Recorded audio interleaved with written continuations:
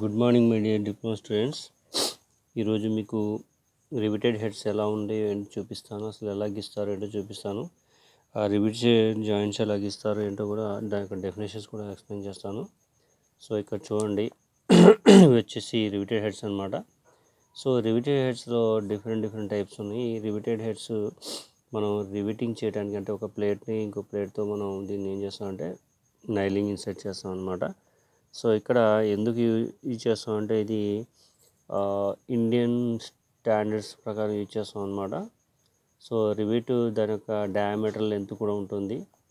So ఇక్కడ ఎగ్జాంపుల్కి ఇచ్చాడు, snap head 6 mm diameter into 35 mm long అని.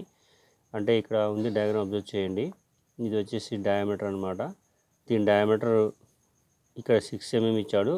కాకపోతే ఏంటంటే ఈ స్టాండర్డ్ డైమెన్షన్లో మనం డయామీటర్ ఎంత తీసుకుంటామో అది ఓవరాల్గా స్టాండర్డ్ డైమెన్షన్ ప్రకారం చేస్తూ ఉంటాం. దీని యొక్క ప్లేట్ థిక్నెస్ కావచ్చు, లేకపోతే ఇది హెడ్ ఇంత లెంత్ కావచ్చు. ఇది బేస్డ్ ఆన్ డయామీటర్. దీని యొక్క స్టాండర్డ్ డైమెన్షన్ ప్రకారం ఇది డ్రా చేస్తే మనకి ఇలా వస్తుంది అనమాట. నెక్స్ట్ వచ్చేసి ఇక్కడ హై బటన్ హెడ్ అనమాట. ఇక్కడ హై బటన్ హెడ్ కూడా డయామీటర్ యాజ్ ఉంది, దీని యొక్క థిక్నెస్ సేమ్ ఉంది. కాకపోతే దీని యొక్క లెంత్ ఏంటంటే మారిపోయింది, 2 × d అనేది మారిపోయింది. నెక్స్ట్ ఇక్కడ నుంచి రేడియస్ ఏదైతే ఉందో ఆ రేడియస్ కర్వ్ అనేది 1.7 × d ఇలా వస్తుందన్నమాట. ఇకున్న ప్రతి రివిటెడ్ హెడ్ ఏదైతే ఉందో అన్ని విధాలుగా మనం డ్రా చేయాలి. ఎగ్జామ్లో ఏదైనా అడగవచ్చు. సో ఇక్కడ ఉన్నది 1 2 3 4 5 6 7 8. సో ఇవన్నీ మీరు ప్రాక్టీస్ చేయాలి. ఎలా గీయాలి ఏంటి అనే డౌట్లు లేకుండా ఇక్కడ ఏదైతే డయామీటర్ ఉందో ఆ డయామీటర్ని బేస్ చేసుకొని ఈ డైమెన్షన్ స్టాండ్ డైమెన్షన్ చేసుకొని మనం దీన్ని డ్రా చేయాలన్నమాట. ఎగ్జామ్లో ఏదైనా అడగచ్చు ఇందులో. సో అయితే మరి ఈ రివిటెడ్ హెడ్ని బేస్ చేసుకొని రివిట్స్ని ఎలా డ్రా చేస్తారు ఏంటి అనే దాని గురించి చూసుకున్నట్టయితే మనం, సో ఫస్ట్ దీంట్లో ఇక్కడ డెఫినేషన్స్ ఉన్నాయన్నమాట. ఈ డెఫినేషన్స్లో ఫస్ట్ వచ్చేసి పిచ్ అంటే ఏంటి? సో పిచ్ అంటే ఏంటంటే ఇక్కడ చూడండి, it is the distance between the centre of the adjacent rivets in the same రో. It is denoted by the letter P and usually taken 3D is equal to 3P is equal to 3D, where D is the riveted diameter. అంటే ఇది ఏదైతే distance ఉంటుందో రెండు adjacent రో మధ్య ఈ rivet అనేది ఉంటుందన్నమాట. ఇది పిచ్ రావాలంటే P is equal to 3 × D డయామీటర్ని మనం మెజర్ చేసుకుంటే పిచ్ వస్తుంది అనమాట. సో D అనేది ఇక్కడ డయామీటర్ అనమాట, అంటే దీని యొక్క డయామీటర్ ఏదైనా కావచ్చు. నెక్స్ట్ మార్జిన్ అన్నాడు, it is the distance from the edge of the plate to the centre of the nearest rivet. It is usually taken as 1.5 D. D is equal to diameter, it is denoted by M. అంటే ఇక్కడ ఏదైతే centre line ఉందో centre line నుంచి margin end వరకు ఏదైతే ఉంటుందో ఆ margin ఎండ్ని ఏం చేసుకుంటాం అంటే మనం 1.5 Dగా తీసుకుంటాం. దీన్ని డినోటెడ్ ఏం చేస్తాం అంటే M అనే లెటర్తో చూపిస్తాం అనమాట. సో నెక్స్ట్ వచ్చేసి third one chain riveting. Chain riveting అంటే ఏంటంటే, if the rivets are used along a number of rows such that the rivets in the adjacent rows are placed directly opposite to each other is known as chain riveting. Chain riveting అంటే ఒకదానికొకటి 1 by 1 arrangement చేసేటప్పుడు దాంట్లో arrange చేసే దీన్ని ఏంటంటే దాన్ని ఏమంటారంటే డైరెక్ట్గా ప్లేస్ 1 by 1 అడ్జస్ట్ చేసే దాన్ని ఏమంటారంటే చైన్ రివిటింగ్ అంటారు. Next zigzag riveting. Zigzag riveting in a multi-row riveting, if the rivet in the adjacent row are struck and the rivet is placed in the between those of the previous row, it is the zigzag row. అంటే ఏదైనా ఒక రో గీస్తున్నప్పుడు దానికి ఈక్వల్గా కాకుండా opposite centre లైన్కి వచ్చేటట్టు గీస్తే దాన్ని ఏమంటారంటే జిగ్జాగ్ అంటారు. అంటే ఇవి ఒకే లైన్లో ఉండవు అనమాట. నెక్స్ట్ వచ్చేసి రో pitch. It is the distance between the adjacent row of rivets. It is denoted by PR and given PR is equal to 0.P for chain riveting. PR is equal to 0.6P for zigzag riveting. అంటే ఈ value ఏదైతే ఉందో 0.8 0.6 PR అనేది అంటే pitch రోకి ఈ variation ఉన్న దాన్ని ఏం చేస్తారంటే పిచ్ రో అంటారనమాట. ఇది పెద్దంటో. నెక్స్ట్ ఇక్కడ డయాగోనల్ పిచ్ ఉంది. This term is usually associated with zigzag riveting and is denoted by PD. So it is the distance between the center of a rivet in a row to the next rivet in the adjacent row. అంటే ఏదైతే రో ఉంటుందో ఆ రోకిను next పక్కన ఉన్న రోకి ఏదైతే adjustment length ఉంటుందో దాన్ని ఏమంటారంటే డయాగోనల్ పిచ్ అంటారు. ఎగ్జాంపుల్ చెప్పాలంటే డయాగోనల్ అంటే ట్రయాంగిల్ ప్యారలగ్రామ్లలో పీక్యూ అనే వాల్యూ తీసుకున్నప్పుడు దాన్ని సెంటర్ లైన్ నుంచి కాకుండా కార్నర్ లైన్ నుంచి గీస్తారు కదా, సో అలా దానిని డయాగోనల్ అంటారనమాట. రిఫరెన్స్ చూపిస్తారు కదా, దాన్ని డయాగోనల్ అంటారన్నమాట. అయితే ఇక్కడ మనం రివిట్స్ గీయాలి అంటే ఎలా గీస్తాము ఏంటి అంటే ఈ 6 డెఫినేషన్ బేస్ చేసుకొని మనం గీస్తాం అనమాట. సో రివిట్స్ ఎన్ని టైప్స్ ఉన్నాయి ఏంటి దాని గురించి ఎక్స్ప్లెయిన్ చేసుకుంటే ఎగ్జామ్ పాయింట్ ఆఫ్ వ్యూలో వచ్చే రివిట్స్ ఏముంటాయంటే మీకు ఇక్కడ ల్యాబ్ జాయింట్, బడ్ జాయింట్ ఉంటాయన్నమాట. సో ఇక్కడ ల్యాబ్ జాయింట్, బడ్ జాయింట్ మనం రివిట్ గీయాలంటే ఫస్ట్ డి కావాలి కాబట్టి ఇక్కడ సింగిల్ రివిటెడ్ ల్యాబ్ జాయింట్కి సంబంధించి ఇక్కడ ఒక కొటేషన్ ఇచ్చాడు. The size of the rivet d is taken as d is equal to 6√Tm తీసుకుంటాం.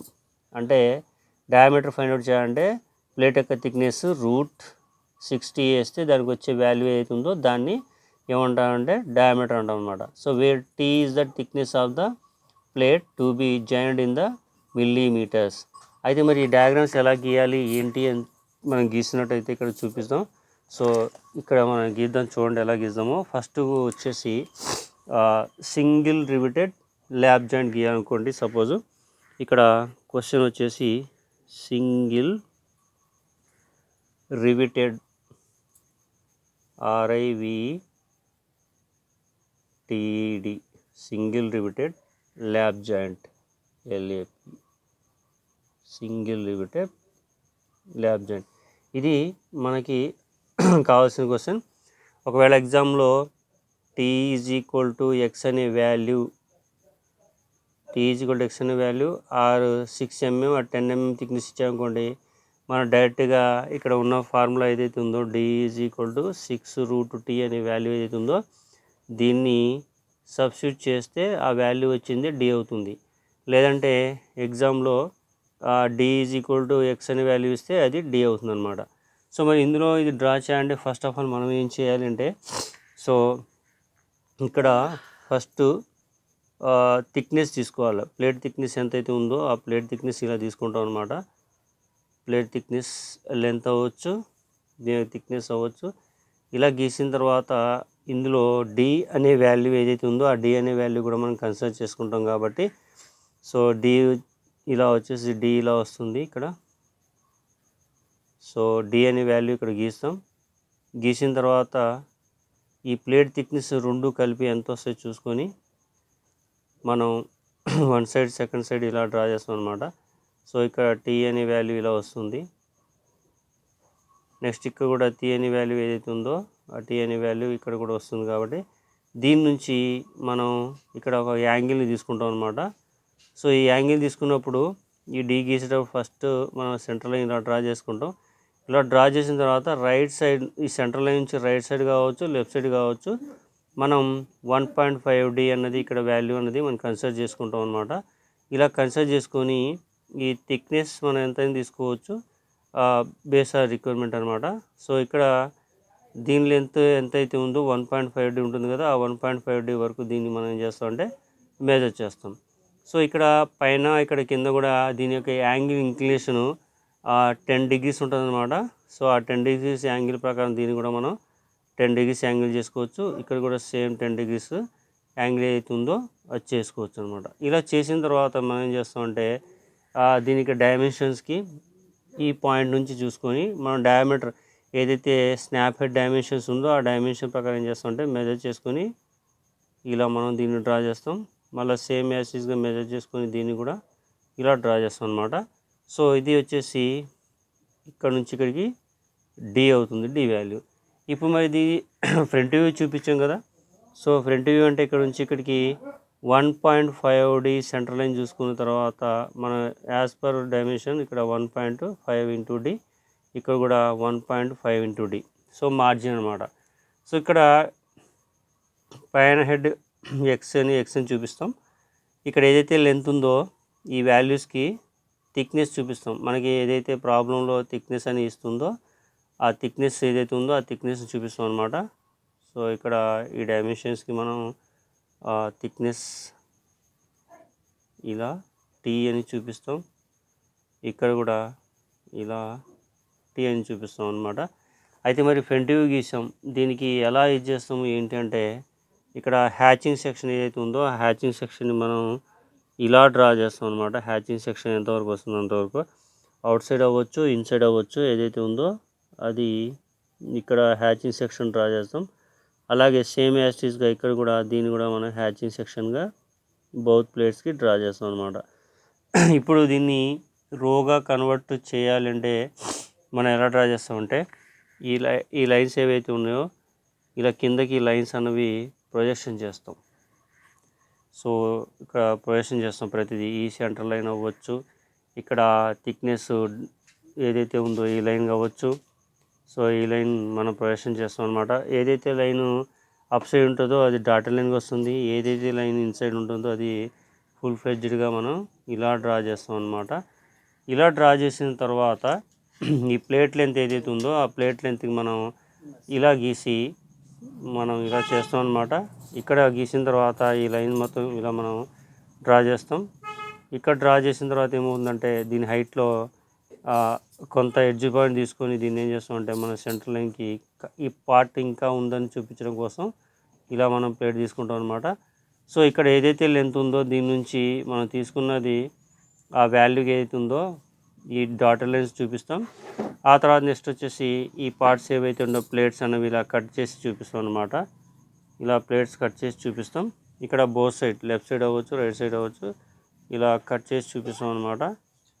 ఇది ఇక్కడ నుంచి ఒక పాయింట్ తీసుకొని సెంటర్ లైన్ నుంచి మనం ఇక్కడ ఒక పాయింట్ తీసుకొని దీన్ని ఎక్స్ వై లైన్ డ్రైవ్ చేస్తాం కాబట్టి దీన్ని ఏం చేస్తామంటే ఇక్కడ నుంచి ఇక్కడ ఉన్న డయామీటర్ ఏం చేస్తాం కంపాస్ తీసుకొని ఇంటర్నల్గా కాబట్టి కనబడదు కాబట్టి దీన్ని మనం ఇలా డాటర్ లైన్గా డ్రా చేస్తాం.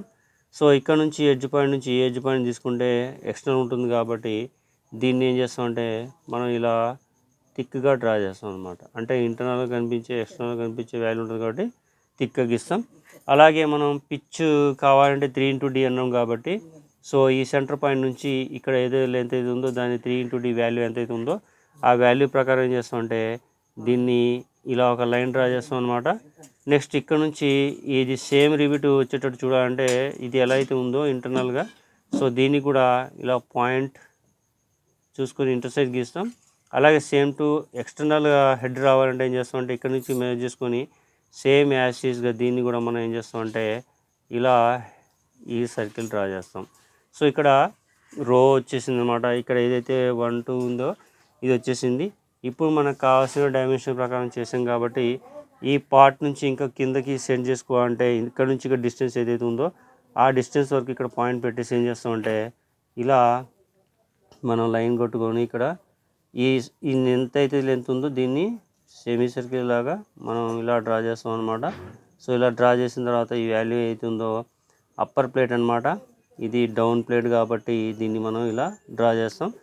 సో ఇక్కడ పిచ్ అనే లైన్ ఏదైతే ఉందో లెఫ్ట్ సైడ్ కావచ్చు, రైట్ సైడ్ కావచ్చు, మనం పిచ్ లైన్ అనేది ఈ కార్నర్ నుంచి చూపిస్తాం అవుట్ సైడ్కి. సో ఇది వచ్చేసి పిచ్ అవుతుంది అనమాట, పి అనే వాల్యూ అవుతుంది. సో ఇక్కడ ఈ సెంటర్ లైన్ నుంచి ఏదైతే ఎండ్ పాయింట్ ఉందో దాన్ని మనం ఇక్కడ ఎక్స్ అనే పొజిషన్ చూపిస్తాం అనమాట. సో ఇలా యారో మార్క్ చూపిస్తాం, ఇలా ఎక్స్ రాస్తాం, ఇక్కడ కూడా యారో మార్క్ చూపిస్తాం, ఇక్కడ ఎక్స్ అని రాస్తాం అనమాట. సో ఇక్కడ పి అని ఉంది. ఈ ప్లేటింగ్ రెస్ట్రిక్షన్ ఏంటంటే ఇక్కడ నుంచి ఇంకా ప్లేట్ ఉందని చూపిస్తుంది అనమాట. టాప్ అవ్వచ్చు, బాటమ్ అవ్వచ్చు చూపిస్తుంది. ఇది అంతా ప్లేట్, ఇది పైన ఉండి కనిపిస్తుంది, ఇది ఇంటర్నల్గా ఉంటుంది కాబట్టి ఇది కనబడదు కాబట్టి దీన్ని మనం ఇలా డ్రా చేస్తాం అనమాట.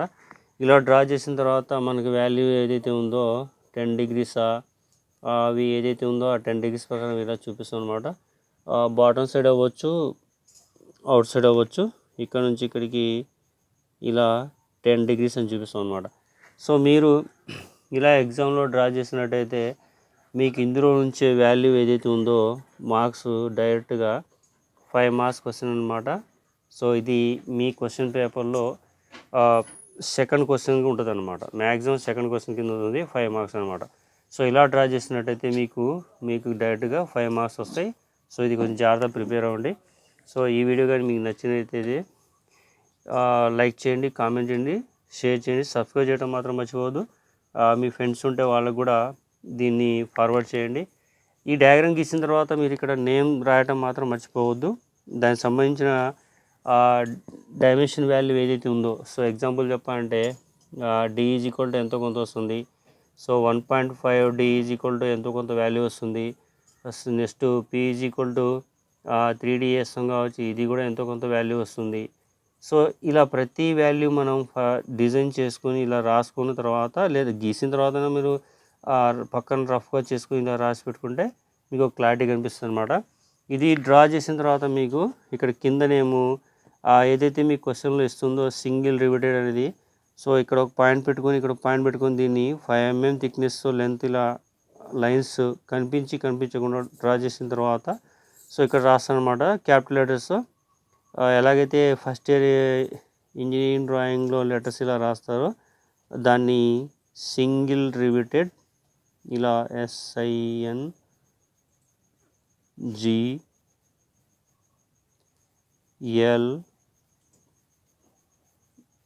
ఈ సింగిల్ రివిటెడ్ RIVTED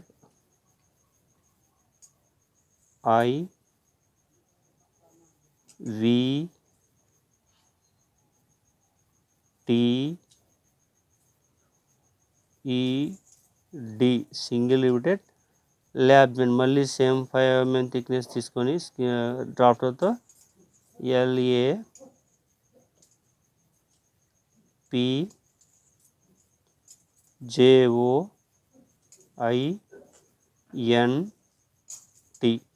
సో ఇలా డ్రా చేయాలన్నమాట. ఇలా డ్రా చేస్తే మీకు క్లారిటీగా నీట్గా చక్కగా కనిపిస్తుంది. నెక్స్ట్ వచ్చేసి ఈ లైన్స్ ఏవైతే ఉన్నాయో ఆటోమేటిక్గా దీని నుంచి మనం సెంటర్ లైన్ చూసుకోవాల్సి వస్తుంది ప్రతి పీకి. ఇంకా మీరు దీన్ని ఇంకా ఈ రివిట్స్ ఇంకా పెంచుకున్నారనుకోండి, సో దానికి ఇక్కడ పి అని మళ్ళీ ఇక్కడ పి పెట్టుకోవాల్సి వస్తుంది. సో ఇలా డ్రా చేస్తే మీకు డైరెక్ట్గా ఇక్కడ 5 మార్క్స్ క్వశ్చన్ అనమాట, సెకండ్ క్వశ్చన్గా ఉంటుంది. సో జాగ్రత్తగా మీరు ప్రిపేర్ అవ్వండి.